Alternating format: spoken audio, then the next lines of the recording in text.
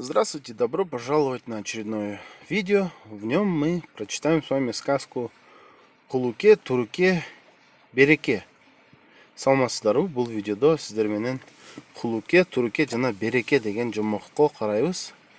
Биринчи окуп чыгалы, жана андан кийин которобуз.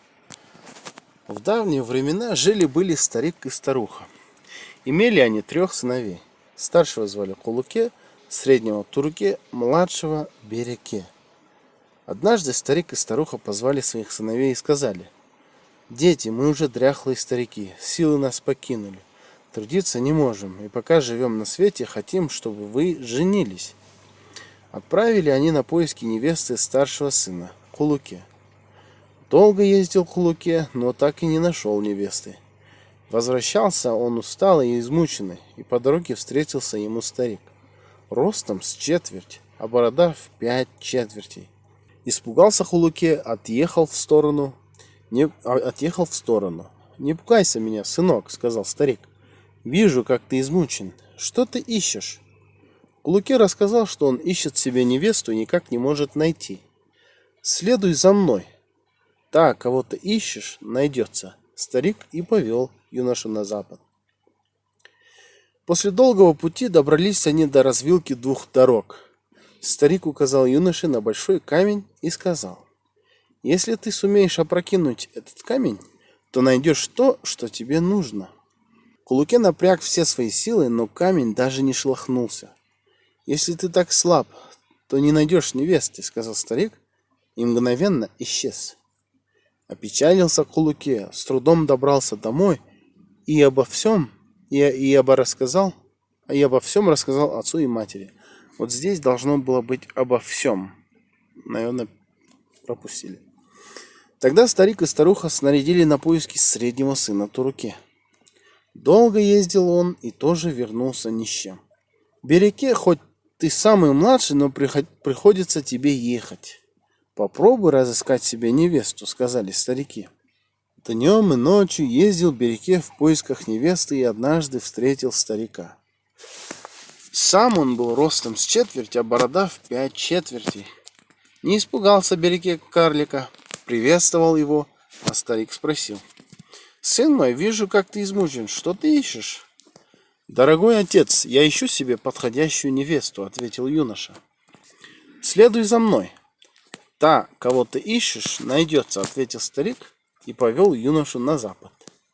Когда они добрались до развилки дорог, старик показал на большой камень и сказал: «Если ты сумеешь опрокинуть этот камень, то найдешь то, что тебе нужно».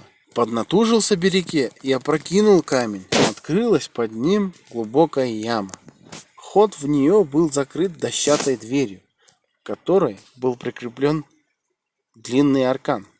Старик открыл дверь и сказал: «Хватайся за аркан и спускайся под землю.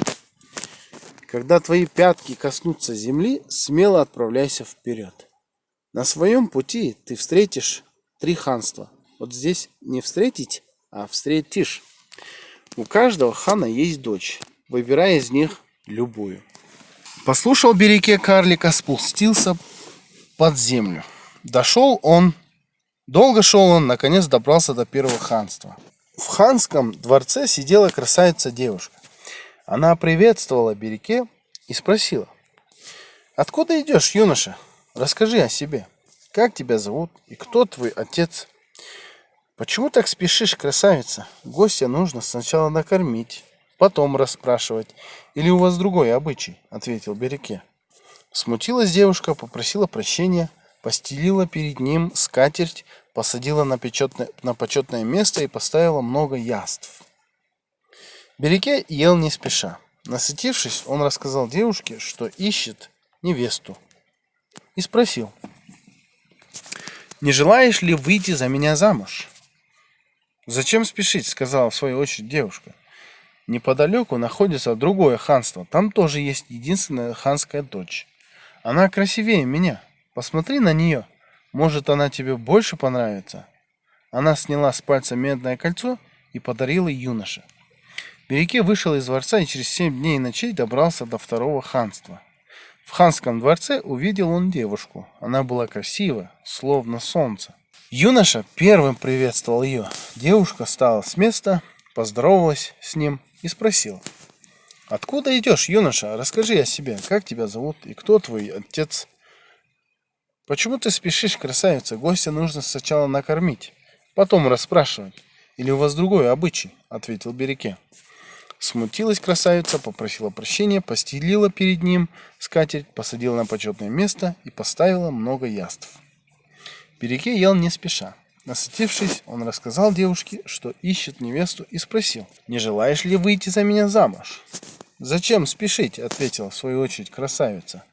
«Неподалеку находится еще одно ханство. Там тоже есть единственная ханская дочь. Она красивее меня. Посмотри на нее. Может, она тебе больше понравится?» Она сняла с пальца серебряное кольцо и подарила юноше. Береке вышел из дворца и через 7 дней и ночей добрался до третьего ханства. Вошел он в ханский дворец, и его ослепила ни с чем не сравнимая красота ханской дочери. Поздоровался с ней Береке, а она в ответ спросила: «Откуда идешь, юноша? Расскажи о себе. Как тебя зовут и кто твой отец? Почему так спешишь, красавица? Гостя нужно сперва накормить, потом расспрашивать. Или у вас другой обычай?»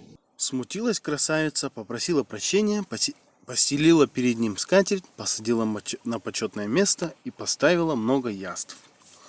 Береке ел не спеша. Насытившись, он рассказал девушке, что ищет невесту, и спросил: «Не желаешь ли выйти за меня замуж?» На этот раз Береке не услышал отказа. Девушка подарила ему золотое кольцо, они взялись за руки и отправились туда, где жил юноша. Сперва они добрались до ханства той девушки, что подарила ему серебряное кольцо. Потом вместе с нею пошли к девушке, подарившей юноше медное кольцо. Вчетвером они дошли до того хода, по которому можно было выбраться наверх, а там их ждали Кулуке и Туруке, которые явились в поисках пропавшего Береке. Кулуке и Туруке спустили аркан и вытащили наверх 3 красивых девушек. Когда опустили аркан в 4-й раз, то увидели, что тянут младшего брата своего. Испугавшись, что он не отдаст им ни одной из этих 3 красавиц, братья перерезали аркан, и Береке упал в подземелье. Не знал Береке, что ему теперь делать. Встал и пошел обратно по той дороге, что вела к первому ханству. По пути встретил старика. Сам он был ростом с четверть, а борода в 5 четвертей. Обрадовался ему юноша, с почтением приветствовал старика и рассказал ему обо всем с начала и до конца. «Ничего, сынок, не печалься, иди дальше и встретишь другого старика. Спроси у него, как выйти наверх, он покажет тебе путь», — сказал старик. Береке пошел дальше. Через 7 дней и 7 ночей встретил он другого старика. С почтением приветствовал его и спросил, как ему выйти наверх. «Сынок, в трудное положение ты попал», — ответил старик. «Но я тебе помогу. Слушай меня внимательно. Отсюда будешь идти целый месяц. В конце пути встретишь ведьму. У нее есть Алп-Каракуш, черная птица-великан. Та птица доставит тебя наверх. Кроме нее никто не сумеет это сделать». Днем и ночью шел Береке, пока добрался до ведьмы. Увидела она его, глаза ее налились кровью. Зубы оскалила и злобно спросила: «Кто ты такой? Смерть для себя ищешь?» А Береке ответил: «Ты на меня не кричи, злая старуха. По дороге я встретил старика, который сильнее тебя. Он сказал мне, чтобы я обратился к тебе. Ты дашь мне свою Алп-Каракуш, я на ней выберусь наверх, а затем отпущу ее». «Если так, то возьми эти ключи», — ответила ведьма, «и открой ими кладовые. У меня 30 кладовых. В 30-й сидит моя Алп-Каракуш. Если ты сумеешь добраться до нее, то бери и отправляйся куда хочешь». Береке взял ключи и открыл первую кладовую. Там находилась 6-головая змея. Зашипела змея, ударила хвостом о землю и кинулась на Береке. Вытащил Береке свою саблю и одним ударом прикончил змею. Во второй кладовой находился тигр, в 3-й лев, в 4-й барс, и Береке победил их всех. Остальные кладовые были полны золотом и серебром, а в 30-й находилась Алп-Каракуш. Сел Береке на нее и благополучно добрался к себе домой. Увидели его братья и со страха сбежали. Абереке женился на той девушке, которая подарила ему золотое кольцо, и в радости и счастье жил с ней до самой смерти. Ну, думаю, очень интересная сказочка, очень длинная, но, тем не менее, давайте переведем. Аябай кызыктуу жомок экен. Аябай узун, бирок ошондой болсо дагы кызыктуу жомок экен. Будем переводить, и там, где повторяется, можем оставить, да, как вы думаете? Мне кажется, так будет правильно. Которобуз жана кайталанган жерлерини жөн эле окуп кетебиз. Себеби кайра-кайра отурбойбуз, а? В давние времена жили-были старик и старуха. Имели они 3 сыновей. Старшего звали Кулуке, среднего Туруке, младшего Береке. Илгерки замандарда, в давние времена, жили-были старик и старуха. Жашашыптыр чал жана кемпир. Имели они 3 сыновей. Алардын 3 уулу бар экен.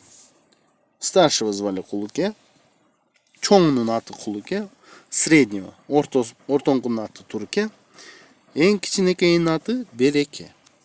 Однажды старик и старуха позвали своих сыновей и сказали: «Дети, мы уже дряхлые старики, силы нас покинули, трудиться не можем, и пока живем на свете, хотим, чтобы вы женились». Бир жолу чал жана кемпир өзүнүн балдарын чакырып айтышыптыр. Позвали чакыруу өзүнүн балдарын жана айтышыптыр: «Дети, мы уже дряхлые старики. Балдарыбыз, биз дряхлые деген мындай эскирип, жүдөп калган деген билдирет. Дряхлые старики. Биз эскирип калган чалдарбыз. Силы нас покинули. Бизди күчтөр таштап кетишти. Трудиться не можем. Жумуш аткара албайбыз, оокат кыла албайбыз. И пока живем на свете, анан бул жарыктыкта жашап жатканда хотим, чтобы вы женились. То есть көзүбүз бар да, силердин үйлөнүшүңөрдү каалайбыз. Хотим, каалайбыз, чтобы вы женились. Отправили они на поиски невесты старшего сына Кулуке. Келинди издөөгө чоң баласын Кулукенин жөнөтүшүптүр алар. Долго ездил Кулуке, но так и не нашел невесты. Көп жүрүптүр Кулуке, бирок ошентип да өзүнө келин таппаптыр. Возвращался он усталый и измученный, и по дороге встретился ему старик, ростом с четверть, а борода в 5 четвертей. Үйгө кайра кыйналып жана чарчап келатса, жолдо ага бир чал жолугуптур. Бою с четверть, ростом с четверть деген бою адамдын боюнан 4төн 1 экен, а борода в 5 четвертей, да? Мен ушинтип түшүндүм. А борода деген не деген? Сакалы, андан дагы 5 четвертей өзүнүн боюнда экен, да? Испугался Кулуке, отъехал в сторону. Кулуке коркуп чекеге токтоптур. «Не пугайся меня, сынок», — сказал старик. «Вижу, как ты измучен. Что ты ищешь?» «Менден коркпо, уулум», — айтыптыр чал. «Көрүп турам, сен канчалык кыйналып жүдөп калганыңды. Что ты ищешь? Сен эмне издеп жүрөсүң?» Кулуке рассказал, что он ищет себе невесту и никак не может найти. Кулуке айтып бериптир өзүнө келин издеп жатканын жана өзү эч таба албай жатканын. Что он ищет себе невесту и никак не может найти. «Следуй за мной. Мени эрчи. Та, кого ты ищешь, найдется. Сен издеп аткан адам табылат». Старик и повел юношу на запад. Чал немени өспүрүм баланы, өспүрүм эмес, юноша деген жигитти батышка карай ээрчитип кетиптир. После долгого пути добрались они до развилки 2 дорог. Көп жолдон кийин алар 2 жолдун айрылышына жетишиптир. Добрались. Развилка деген, вилка дейбиз го, мына вилка деп баягы эме бешиликти айтабыз, вилка. Развилка ошол бир жол экиге бөлүнүп кеткен жерди дагы развилка дейт да. 2 жолдун до развилки двух дорог, да? Старик указал юноше на большой камень и сказал: Чал, жигитке чоң бір ташты көрсетіп айтыптыр: если ты сумеешь опрокинуть этот камень, то найдешь то, что тебе нужно. Егер сен бұл ташты көтеріп тек ырғытып бере алсаң, өзің іздеген нәрсені таба аласың, деп айтыптыр, да? Кулуке напряг все свои силы, но камень даже не шелохнулся. Кулуке бүч күчін толтырып, топ-топ, напряг деген қатырып, напряг бірнесен күштеніп дегенді білдіреді, да? Но камень даже не шелохнулся. А таш бір да қимылдап қойып тұр, да? Жада қалса, қимылдап та қойып тұр. Даже не шелохнулся. Если ты так слаб, то не найдешь невесты. Егер сен ушунчалық алсыз болсаң, келін таппайсың, сказал старик и мгновенно исчез. Чал айтып, ошол замат жоғалып кетті. Опечалился Кулуке, с трудом добрался домой и обо всем рассказал отцу и матери. Қапаланып Кулуке араң, с трудом деген араң зорға үйге жетіп, добрался домой и обо всем, бұл жерде всем деген сөз түшіп қалыптыр, и обо всем рассказал отцу и матери. Мұның бары жөнінде, ошол өзіменен болған нәрсенің бары жөнінде, обо деген бұл о деген жөнінде дегенді білдіреді. Обо всем рассказал отцу и матери, ата енесіне айтып беріпті. Тогда старик и старуха снарядили на поиски среднего сына Туруке. Ошондо чал кемпир ал неме издөөгө, келин издөөгө өзүнүн ортоңку Туруке баласын снарядили деген аттандырыштыр. Снаряд деген бұл жерде снаряд деген емес, наряд деген сөз бар да, мындай. Аттандыру. Мисалы үчүн кийинтип, бир тамак-самагын салып берип, атка отургузуп, балким ушундай нерселерди кылуу, да, снарядили его. Долго ездил он и тоже вернулся ни с чем. Көп жол жүрүп, алдағы эчтекесиз кайтып келиптир. Береке, хоть ты самый младший, но приходится тебе ехать. Береке, сен эң кичүүсү болсоң да сага барыш керек. Сен барышың тура келип атат. Попробуй разыскать себе невесту, сказали старики. Өзүңө келин таап көрчү. Попробуй деген бир нерсе кылып көрүү, разыскать, издеп табуу. Сказали старики, чалдар айтыптыр. Бул жерде старики деген бул негизи эле жалпы ошол карыларга тиешелүү, ошондуктан сказали старики болуп атат, да. Днем и ночью ездил Береке в поисках невесты и однажды встретил старика. Түнү күнү Береке жол жүрүп, келинди издөдө бир жолу бир чалды жолуктуруптур.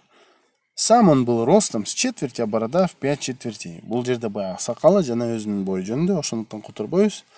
Не испугался Береке карлика, приветствовал его, а старик спросил. Береке ал кичинекей бою кичинекей кишиден карлик деген, ошол бою кичинекей нерсени же адамды карлик дейт. Ал ошол карликтен коркпой Береке ага салам берип, приветствовал его, аны менен учурашты, а старик спросил, а чал болсо сураптыр. Сын мой, вижу, как ты измучен. Что ты ищешь? Балам, же уулум, көрүп турам сен чарчап, кыйналып турганыңды. Сен эмне издеп жүрөсүң? Дорогой отец, я ищу себе подходящую невесту, ответил юноша. Урматтуу ата, кымбаттуу ата, мен өзүмө ылайыктуу келин издеп жүрөм, деп жооп бериптир жигит. Следуй за мной, мени ээрчи. Та, кого ты ищешь, найдется. Сен издеп жаткан адам табылат, ответил старик и повел юношу на запад. Деп чал жооп берип, баланы батышка карай ээрчитип кетиптир. Когда они добрались до развилки дорог, старик показал на большой камень и сказал. Эки жолдун кесилишине, эки жолдун кесилишине эмес, эки жолдун айрылышына жеткенде чал бир чоң ташка көрсөтүп айтыптыр: если ты сумеешь опрокинуть этот камень, то найдешь то, что тебе нужно. Эгер сен бул ташты аңтара алсаң, сен издеген нерсени таба аласың. Сага керектүү нерсени таба аласың.